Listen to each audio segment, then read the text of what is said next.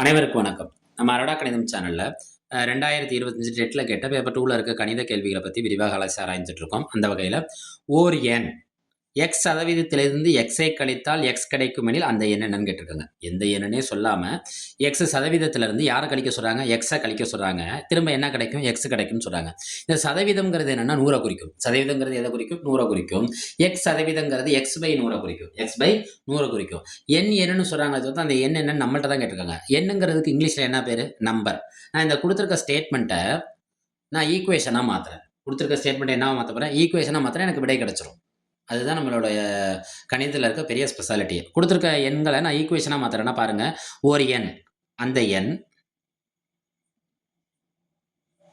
எண் நம்பருங்கிறதுனால என்னன்னு பேர் வச்சுக்கிறேன், என்னன்னு பேர் வச்சுக்கிறேன்.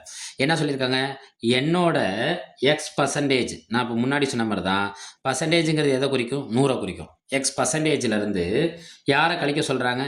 எக்ஸை கழித்தால் யார் கிடைக்குமா? எக்ஸ் கிடைக்கும். கிடைச்சிருச்சா பாருங்க. இப்போ நான் என்ன செய்கிறேன்? இது ரெண்டு என்ன பண்ணிட்டு இருக்கு? பெருக்கிட்டு இருக்கு. அப்போ என்எக்ஸ் பை 100. இந்த மைனஸ் எக்ஸ் இங்கே கொண்டு போனால் என்ன எக்ஸாக மாறிடும்? ப்ளஸ் எக்ஸாக மாறிடும். இந்த எக்ஸையும் கூட்டினா எனக்கு என்ன கிடைக்கும்? 2x. எக்ஸையும் கூட்டினா என்ன கிடைக்கும்? 2x. எனக்கு யாரோட மதிப்பு தேவைன்னா என்னோட மதிப்பு தான் தேவை.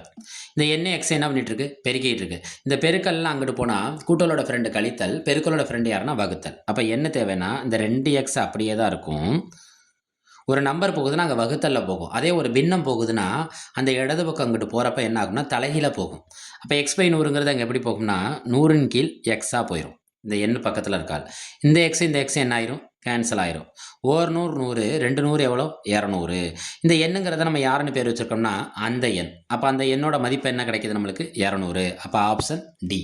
Option D. அடுத்து 2x 4x 6x 8x 10xன் இடைநிலை அளவு கொடுத்துட்டாங்க. 24 எனில் எக்ஸோட மதிப்பு. நம்ம அரோடா கணிதம் சேனலில் முடிந்தளவு உங்களுக்கு புரிகிற மாதிரி கணக்கு நடத்த முயற்சி பண்ணிக்கிட்டே இருக்கேன். அந்த முயற்சி உங்களுக்கு பிடிச்சிருந்தா நம்ம சேனலை சப்ஸ்கிரைப் பண்ணுங்கள், உங்கள் ஃப்ரெண்ட்ஸுக்கு ஷேர் பண்ணுங்கள், லைக் பட்டனை தட்டி விடுங்க. நன்றி. 2x 4x 6x 8x 10xன் இடைநிலை அளவு கேட்டிருக்காங்க. இடைநிலைங்கிறது என்னது? தமிழில் மீனிங் இடைநிலைனால இடையில இருக்கிறது. அது இன்னொரு இது இங்கிலீஷ் என்ன சொல்லுவாங்க? மீடியன்னு சொல்லுவாங்க. பாருங்கள், 2x 4x 6x 8x 10x. இதில் இடைநிலைங்கிறத நம்ம எப்படி கண்டுபிடிக்கலாம்னா இங்கே இருக்க நம்பருக்கு இந்த நம்பர் என்ன ஆயிரும்? கேன்சல் ஆயிரும். இங்கே இருக்க நம்பருக்கு இந்த நம்பர் என்ன ஆயிரும்? கேன்சல் ஆயிரும். இப்போ நடுவில் இருக்கிறது யாருன்னு பாருங்கள், 6x.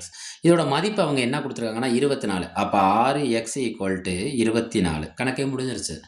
6 தோசை 24 ரூபானா ஒரு தோசைங்கிறப்ப இது ரெண்டு நம்பரும் லெட்டரும் சேர்ந்து இருந்தால் அது ரெண்டு என்ன பண்ணிட்டு இருக்குன்னு அர்த்தம்? பெருக்கிக்கிட்டு இருக்குன்னு அர்த்தம்.